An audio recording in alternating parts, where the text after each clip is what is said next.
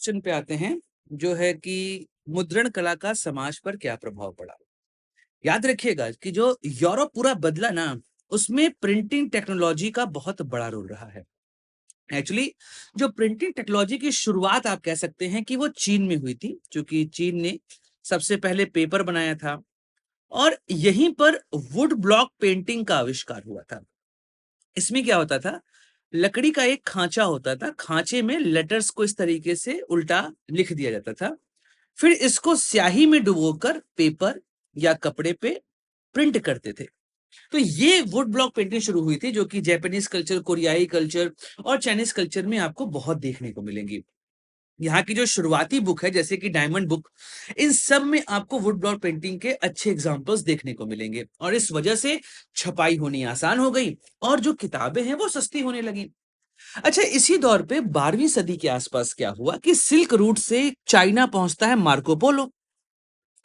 Italy का था वो एक ट्रैवलर जो कि चाइना पहुंचता है और चाइना में उसने वुड ब्लॉक पेंटिंग देखी और इसको लेके वो गया यूरोप। मार्को पोलो का प्रिंटिंग टेक्नोलॉजी को यूरोप लेके जाना, एक तरीके से आप मान के चलिए कि यूरोप में एक नए सदी की शुरुआत होने वाली थी। वहां पे इसके बाद से फ्यूडलिज्म की समाप्ति हुई। इसी के बाद से वहां पे नए तरह के पॉलिटिकल सिस्टम बने, राइट्स की डिमांड हुई, नए नए राइटर्स आए, धार्मिक सुधार हुए। ये सभी इसी प्रिंटिंग कल्चर की वजह से पॉसिबल हुआ। तो प्रिंटिंग मानव इतिहास की एक ऐसी महानतम खोज है जिसने सोसाइटी को, कल्चर को, थॉट प्रोसेस को एक नई दिशा प्रोवाइड करी। और ये वुड ब्लॉक पेंटिंग आगे चल के योहानसन गुटेनबर्ग, इसने क्या किया, अपने पिताजी की तेल पेराई की मशीन देख ली और उससे इसको कॉन्सेप्ट आया कि यार अगर मैं इसमें इंक डाल के इसको प्रेस करूंगा तो फिर यहां पे पेपर में छपना शुरू हो जाएगा। और उसने पहली बार छपाई मशीन का आविष्कार किया और इस छपाई मशीन के बाद जो सबसे पहली किताब थी वह थी बाइबल। बाइबल आराम से लोगों के हाथ तक पहुंची उसके बाद, और फिर इसने तो पूरे यूरोप को बदल के रख दिया। इस तकनीक ने एशिया, अफ्रीका और भारत सबको इन्फ्लुएंस किया। ज्ञान विज्ञान का प्रसार ही नहीं, जैसे मैंने कहा कि धार्मिक सुधार, राजनीतिक सुधार, शिक्षा और मॉडर्निटी, इन सब का अगर कोई बेस है तो वो प्रिंटिंग कल्चर है। तो प्रिंटिंग कल्चर ने दुनिया को एक नई दिशा दी थी। अब इसकी वजह से क्या क्या यहाँ पे कॉन्सेप्ट्स है, इसको समझ लीजिए। पहला तो है ज्ञान का प्रसार, शिक्षा का विकास। जैसा हम जानते हैं कि पहले हाथ से लिखे जाते थे ग्रंथ, उनकी प्रतियां बहुत सीमित और महंगी होती थी ना, वेलम होता था, उसमें लिखे जाते थे। बाद में पुस्तकों को सुलभ और सस्ता बनाया इस प्रिंटिंग टेक्नोलॉजी ने। पेनी बुक बनी, पेनी बुक्स, 1 सेंट की एक किताब, ये बिक रही है मार्केट में। सोचिए किताब पढ़ना कितना बड़ा उसमें लग्जरी रहा होगा, लेकिन उस लग्जरी को आम आदमी तक पहुंचाया इस पेनी बुक्स ने। लेकिन हाँ, जैसे आज के समय में आपकी माताएं आप लोग को डांटती है मोबाइल यूज करने के लिए, वैसे उस समय किताब पढ़ने वालों को बुरा माना जाता था कि दिन भर किताब में घुसा रहता है। तो जब भी कोई नई टेक्नोलॉजी आती है तो उसका असर देखने को मिलता है। तो इसकी वजह से जो धर्म गुरु हैं, अभिजात वर्ग है, इनके पास से शिक्षा नहीं रह गई, अब ये आम आदमी तक पहुंच चुकी थी। विश्वविद्यालय और उनके पाठ्यक्रमों में नई नई किताबें आने लगी और शिक्षा का व्यापक विस्तार जो है देखने को मिलता है। धार्मिक सुधार, अब इसी दौर पे मार्टिन लूथर ने क्रिश्चियनिटी के एक नए सेक्ट की शुरुआत करी, एक नया सुधार किया, एक नया रिफॉर्म किया और उसे कहा गया प्रोटेस्टेंट्स। 95 थीसिस इनकी एक फेमस स्टेटमेंट्स की बुक है, जो कि लोगों के बीच जाके जो कैथोलिक चर्च है उसकी उन बुराइयों को, उस आडंबरों को अटैक किया और उसके बाद एक नया सिस्टम वहां शुरू हुआ, एक नया धर्म शुरू हुआ, उसे कहा गया प्रोटेस्टेंट्स।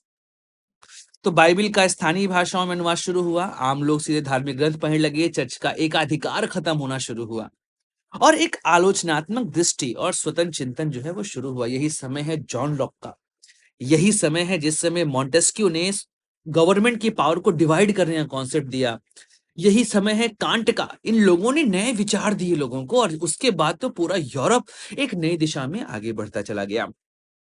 तो राजनीतिकरण, सामाजिक जागरूकता, इसका शुरू हुआ। नए समाचार पत्र और पत्रिकाओं के माध्यम से जनमत का निर्माण संभव हुआ। नई विचारधाराएं आई, नई घोषणाएं आई, क्रांतिकारी साहित्य आई। आप समझिए गुज़ेफ मजीनी, उसने इटली के एकीकरण में भूमिका जो निभाई थी, वो गुज़ेफ मजीनी की वो सारी बातें, यंग इटली, यंग यूरोप, इसके माध्यम से क्रांतिकारियों ने जनता तक अपनी बातें पहुंचाई। तो ये वो दौर है जहाँ पे एक नया सिस्टम हमको देखने को मिला और आप देखेंगे प्रिंटिंग टेक्नोलॉजी जैसे-जैसे स्ट्रेंथन होती चलेगी, उसके बाद रेवोल्यूशन का एज शुरू होता है और आपको फ्रेंच रेवोल्यूशन के फॉर्म में सबसे पहला रेवोल्यूशन देखने को मिलेगा जिसने पूरे यूरोप को असर में डाल दी। मेटरनिख ने एक बात कही थी कि when France sneezes all Europe catches cold. मतलब जब फ्रांस को सर्दी होती है तो पूरे यूरोप को सर्दी हो जाती है। लिटरली बात है जब फ्रांस में क्रांति हुई उसका असर पूरे यूरोप में देखने को मिला। और वो तभी संभव हुआ जब प्रिंटिंग टेक्नोलॉजी के थ्रू छपने वाले पर्चों ने लोगों के अंदर एक नया ज्ञान दिया, एक नया ज्ञान का प्रसार हुआ और उसके कारण एक नई सोसाइटी का डेवलपमेंट हमको देखने को मिल जाता है। फ्रांसीसी क्रांति, अमेरिकी क्रांति और कई सारे और डेमोक्रेटिक जो वहां पे रेवोल्यूशंस हुए थे उसमें प्रिंटिंग टेक्नोलॉजी ने अपना रोल प्ले किया था और जनता को सोचने के लिए एक नया आयाम मिलना शुरू हो चुका था। वैज्ञानिक दृष्टिकोण की बात करें तो कोपरनिकस जिन्होंने पहली बार कहा यूरोप में कि ये जियोसेंट्रिक नहीं हीलियोसेंट्रिक मॉडल है, मतलब sun is a centre of our solar system और उसके अराउंड सारे प्लैनेट्स घूम रहे हैं। अलग बात है इसके बाद उनको मार दिया गया। गैलीलियो ने भी माफी मांगी थी लेकिन उन्होंने भी नए चीजों की खोज करी। न्यूटन ने, मतलब आप समझिए कि गणित के, फिजिक्स के जितने भी स्टार्टिंग लॉज हैं जो स्टिल बेसिक लॉज माने जाते हैं उन सभी को न्यूटन ने पब्लिक के बीच पहुंचाया था। उसके बाद फिर से आपको दिख ही रही है कहाँ पहुंची है। तो ये वैज्ञानिक क्रांति और इनलाइटमेंट का जो एज है ना, इसको इतना ज्यादा स्पीड मिला कि पूरा यूरोप जो है वो बदल गया। भाषा और साहित्य पर भी प्रभाव, जैसे मैंने कहा पैनिक बुक्स। इसके अलावा ग्रिम ब्रदर्स ने लोक भाषाओं, जर्मनी में ग्रिम ब्रदर्स हुआ करते थे, वो गांव गांव घूम के लोकल भाषाओं को इकट्ठा किए, सॉरी जो लोकल कहानियां थी उनको इकट्ठा किए और उन कहानियों को प्रिंट करवा के जनता के बीच में पॉपुलर किए। और आप मान के चलिए जो प्रशियन अंपायर था उस प्रशियन अंपायर को हटाने के पीछे बहुत बड़ा कारण बना था ग्रिम ब्रदर्स की ये पुस्तकें जो लोक कथाओं से भरी हुई थी और उसने जर्मनी, जो आज का जर्मनी है, उसकी रूपरेखा उस समय तय हुई थी। तो ये सारी चीजें प्रिंटिंग टेक्नोलॉजी की वजह से ही हुई। राष्ट्रीय भाषाएं बनी। फ्रांस का जो फॉर्मेशन है फ्रेंच लैंग्वेज से, इटली का इटालियन लैंग्वेज से, जर्मनी का जर्मन लैंग्वेज से बहुत बड़ा रोल रहा है यहाँ पर प्रिंटिंग टेक्नोलॉजी का। तो कवि, लेखक, दार्शनिक, इनकी रचना जनता तक पहुंचने लगी। तो निष्कर्ष में आप देखेंगे कि जो प्रिंटिंग टेक्नोलॉजी है इसने सोसाइटी को ज्ञान का नया आयाम दिया। विचार और अभिव्यक्ति की स्वतंत्रता इसके थ्रू मिली क्योंकि लोग पढ़ना शुरू कर चुके थे। पढ़ने की वजह से उनकी इनलाइटमेंट हुई, जागरण हुआ और जागरण की वजह से थॉट प्रोसेस डेवलप हुआ और जिसने उनको यह विल प्रोवाइड की कि वो अपने लिए राइट्स की डिमांड कर सकते थे। इसके अलावा शिक्षा का डेमोक्रेटाइजेशन हुआ। लोग अब पढ़ना शुरू कर चुके थे, हर किसी को शिक्षा का अधिकार मिला, खासकर महिलाओं को। धार्मिक सुधार हुए, जैसे प्रोटेस्टेंट रिफॉर्म के बारे में हम लोग पढ़ेंगे। फिर राजनैतिक क्रांतियां, फ्रेंच रेवोल्यूशन, रशियन रेवोल्यूशन, इसके अलावा जर्मनी में जो डेवलपमेंट हुआ, इटली का एकीकरण हुआ, इंग्लैंड का एकीकरण हुआ जो जिसे हम आगे चल के यूके कहे। और विज्ञान और साहित्य के में आपको नई ऊंचाइयां मिली। राष्ट्रीय भाषाओं, सांस्कृतिक चेतना, इन सबको मजबूती मिली। तो प्रिंटिंग टेक्नोलॉजी ने मध्यकालीन समाज को आधुनिक समाज की ओर जोड़ा। एक तरीके से यह संक्रमण मार्ग है, ट्रांजिशनल फेस है।